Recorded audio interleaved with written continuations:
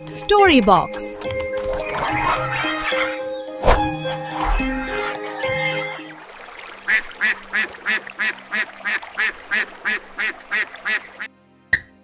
इंद्री गांव में एक मेहनती और ईमानदार लोहार रहता था।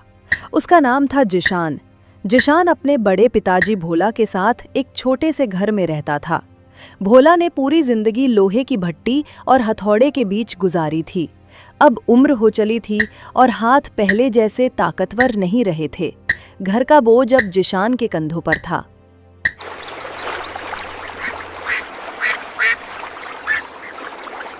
गांव के लोग अक्सर कहते, अरे जिशान, तू इस पुरानी भट्टी में कब तक जान खपाएगा?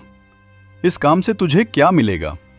शहर जा, वहां अच्छा काम ढूंढ, वरना सारी जिंदगी हथौड़ा पीटते पीटते निकल जाएगी।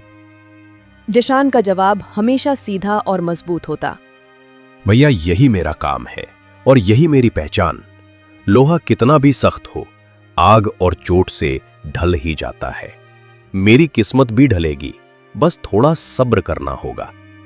भोला बेटे की बातें सुनकर कभी गर्व से मुस्कुराते तो कभी चिंता में डूब जाते। एक शाम भोला ने जिशान से कहा, बेटा, मैंने तेरे लिए जमींदार से बात कर ली है।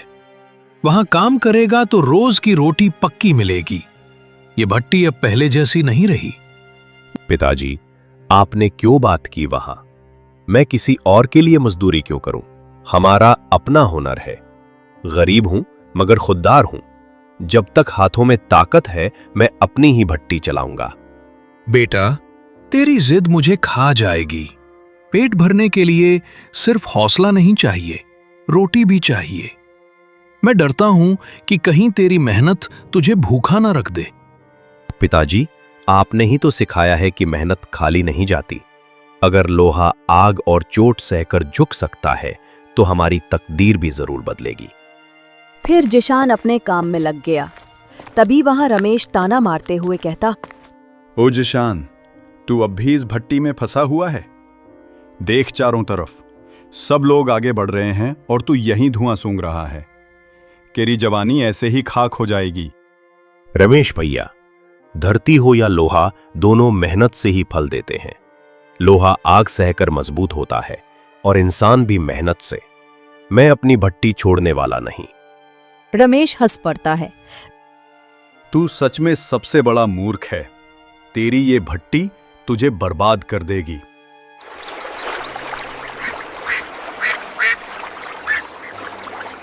एक दिन जब जिशान थककर घर लौटा तो उसने देखा भोला बुझी आग वाले चूल्हे के पास चुप बैठे हैं। क्या हुआ पिताजी? चूल्हा क्यों ठंडा पड़ा है? खाना नहीं बना? लकड़ियां खत्म हो गई बेटा, चूल्हा कैसे जलेगा? बस इतनी सी बात। आप चिंता मत कीजिए, अभी जाकर लकड़ियां ले आता हूं। थका होने के बावजूद जिशान जंगल की ओर निकल पड़ा। धूप आग बरसा रही थी। पसीने से लथपथ वो कुल्हाड़ी उठाकर सूखा पेड़ काटने लगा। उसके मन में बार बार यही बात घूम रही थी, कब तक किस्मत हमें परखेगी? मेहनत तो मैं कर रहा हूं, मगर फल क्यों नहीं मिलता? लकड़ियां बांधकर जब वो लौटने लगा तो लू के थपेड़ों ने उसे घेर लिया। शरीर डगमगाने लगा। तभी दूर एक झोपड़ी नजर आई। वो किसी तरह वहां पहुंचा। बाहर बैठी एक बूढ़ी औरत सीमा ने उसे देखा और आवाज लगाई, अरे बेटा, अंदर आ जा। इतनी गर्मी में गिर पड़ेगा। चल बैठ जा थोड़ा। जिशान ने उनके यहाँ कुछ देर सुस्ताया। शाम ढलने लगी।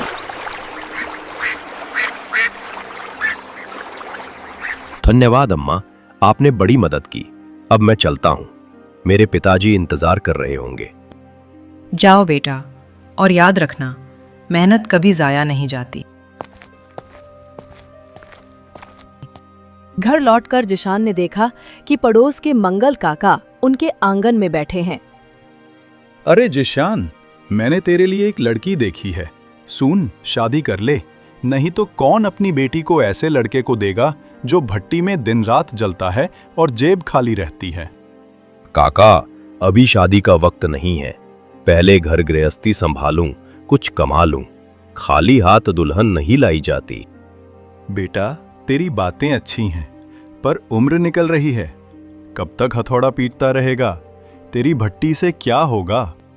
यही भट्टी मेरी किस्मत बनाएगी काका। जिस तरह आग में तपकर लोहा और मजबूत बनता है, वैसे ही मैं भी बनूंगा। आप बस इंतजार करिए। अरे रब, इस लड़के को कौन समझाए?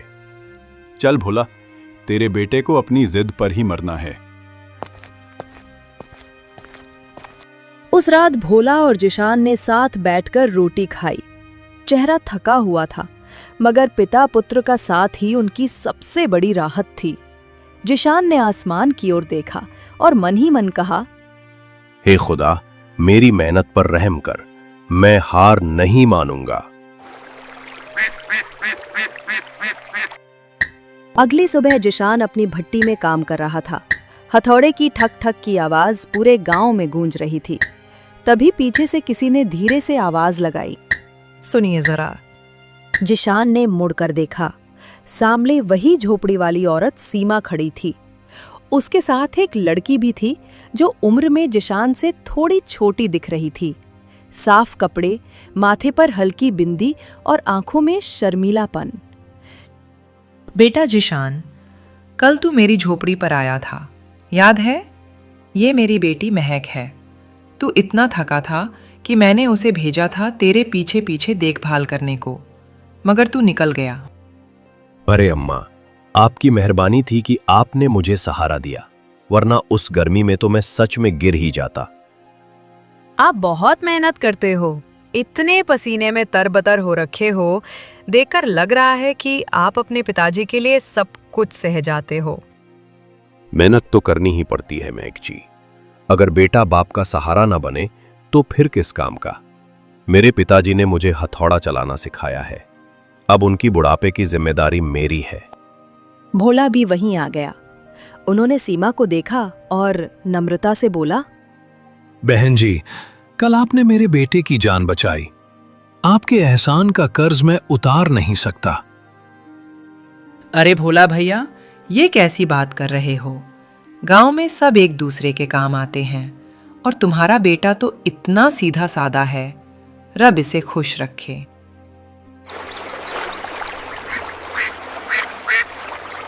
उस दिन के बाद महक कभी कभी भट्टी के पास से गुजरते हुए रुक जाती।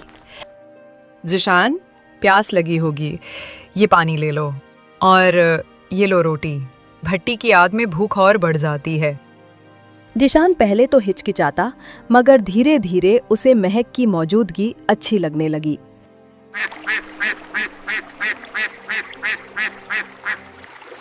एक दिन महक ने हिम्मत करके पूछा, जिशान, लोग कहते हैं कि लोहार का काम अब पुराना हो गया है, आप कोई और काम क्यों नहीं कर लेते?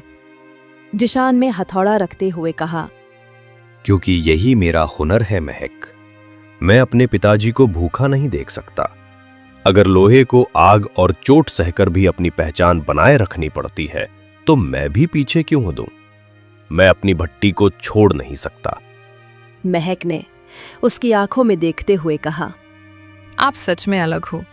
लोग तो आसान रास्ता चुनते हैं, मगर आप मुश्किल रास्ते पर भी डटे रहते हो।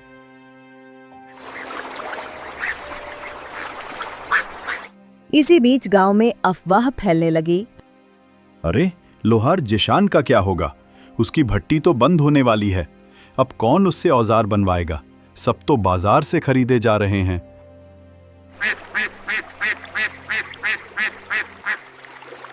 एक दिन गांव के चौपाल पर मंगल काका ने सबके सामने कहा, बोला, तेरे बेटे को समझा, ये जिद छोड़ दे। अब ये जमाना बदल गया है। लोहार का काम चलने वाला नहीं। कोई दूसरा धंधा पकड़ो, वरना दोनों बाप बेटे भूखे मरोगे। भोला चुप रहे, मगर जिशान ने सबके सामने जवाब दिया, काका, आपकी इज्जत करता हूं, मगर मेरी मेहनत को यूं मत कोसिए। जब तक सांस चलेगी मैं अपनी भट्टी जलाऊंगा। मेरी मेहनत ही मेरा सहारा है। देखो देखो, ये लोहार खुद को राजा समझता है। जिशान अंदर से टूटा हुआ तो था, मगर चेहरे पर मजबूती बनाए रहा।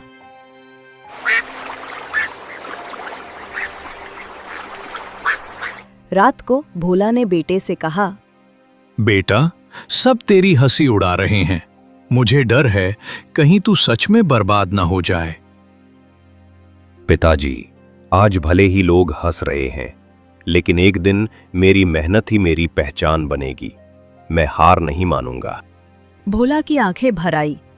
इधर महक ने ये सब देखा सुना। उसने अपनी माँ सीमा से कहा, अम्मा, जशान अलग हैं। सब उनका मजाक उड़ाते हैं लेकिन वो टूटते नहीं। मैं चाहती हूँ कि मैं उनके साथ रहूं। सीमा ने बेटी की तरफ देखा और बोली, बेटी, लोहार का घर बड़ा गरीब है। सोच ले, अगर तू वहां गई तो तुझे आराम नहीं मिलेगा। मगर अगर तू सचमुच उसे चाहती है तो मैं तुझे रोकूंगी नहीं। अम्मा, सुख दुख तो हर जगह है। मैं सिर्फ इतना जानती हूँ कि जशान सच्चे और मेहनती इंसान हैं। उनके साथ रहना मेरे लिए ही गर्व की बात होगी। कई दिनों से बरसात नहीं हुई थी। खेत सूखने लगे थे और कुएं का पानी भी कम होने लगा। पूरे गांव में चिंता का माहौल था। एक सुबह गांव के चौपाल पर डंका पिटा। सुनो सुनो, जमींदार साहब का हल टूट गया है। खेत की जुताई रुक गई है। अगर समय पर हल ठीक ना हुआ तो फसल नष्ट हो जाएगी और पूरा गांव भूखा मर जाएगा। गांव वाले घबरा कर आपस में बातें करने लगे। इतना बड़ा हल कौन बनाएगा? बाजार से मंगवाने में बहुत दिन लगेंगे। लोहार जिशान है ना, क्यों ना उसी से कहें? अरे वो, उसकी भट्टी में तो धुआं ही ज्यादा निकलता है। काम क्या होगा उससे? इतना बड़ा हल बनाना उसके बस की बात नहीं। मंगल काका ने कंधे उचकाते हुए कहा, फिर भी कोशिश कर लेनी चाहिए। वक्त बर्बाद करने से अच्छा है उम्मीद पर जी लिया जाए। उस शाम जमींदार का नौकर भोला और जिशान के दरवाजे पर आए। जिशान, तुम्हें तुरंत बुलाया गया है। जमींदार साहब का हल टूट गया है। अगर तुम इसे बना दोगे तो इनाम मिलेगा, लेकिन अगर न बना सके तो तुम्हारी हंसी पूरे गांव में उड़ जाएगी।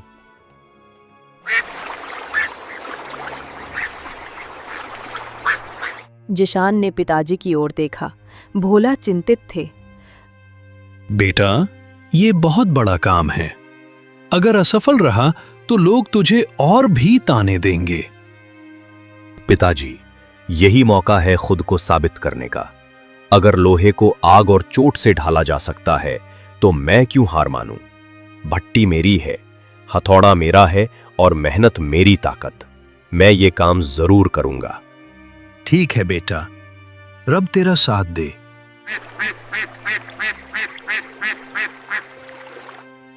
अगले दिन भट्टी में बड़ा शोर था। जिशान ने हल्का टूटा टुकड़ा सामने रखा और आग भड़का दी।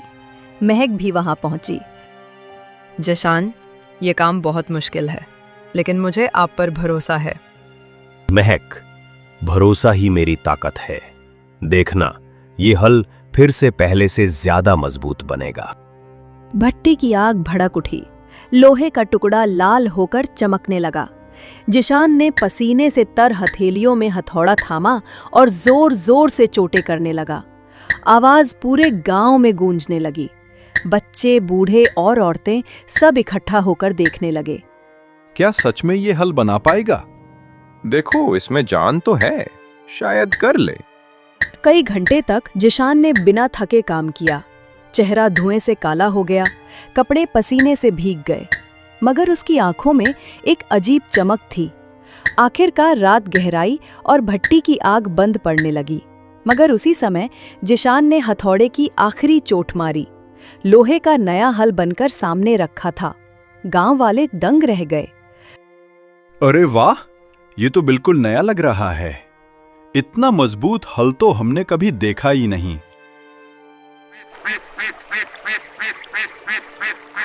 अगली सुबह हल को जमींदार के खेत में लगाया गया। बैल जोते गए और हल मिट्टी में चला। जमींदार खुशी से बोला, वाह, ये हल तो पहले से भी बेहतर है। मिट्टी ऐसे कट रही है जैसे मक्खन। आज से तुम गांव के सबसे बड़े लोहार हो। तुम्हारा हुनर बेमिसाल है। जितना चाहो इनाम लो।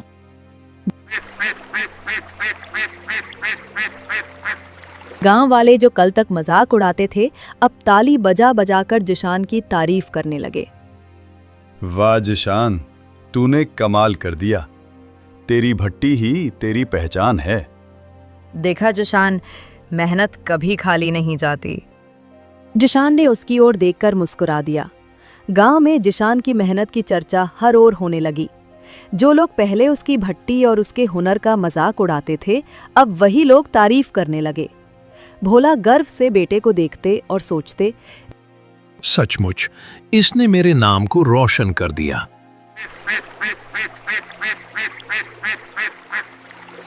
कुछ दिन बाद गांव में बात उठी। मंगल काका ने कहा, भोला, अब तेरे बेटे की इज्जत गांव में बढ़ गई है। क्यों ना अब इसके लिए शादी के लिए लड़की देखी जाए? गांव वाले सहमत हो गए। लेकिन तभी सीमा ने आगे बढ़कर कहा, अगर आप सब इजाजत दें तो मेरी बेटी महक का रिश्ता जिशान के साथ जोड़ना चाहती हूँ। चौपाल में कुछ देर खामोशी छा गई। फिर एक गांव वाला बोला, सीमा बहन, तुम सोच लो, लोहार का घर अभी भी गरीब है। गरीबी बुरी नहीं होती, बुरा होता है इंसान का आलसी या निकम्मा होना। और जिशान मेहनती है, ईमानदार है। मैं अपनी बेटी को ऐसे ही इंसान को देना चाहती हूँ। भोला की आंखें भर आई। उन्होंने कहा, बहन, ये तो मेरे लिए सम्मान की बात होगी। मुझे ये रिश्ता मंजूर है।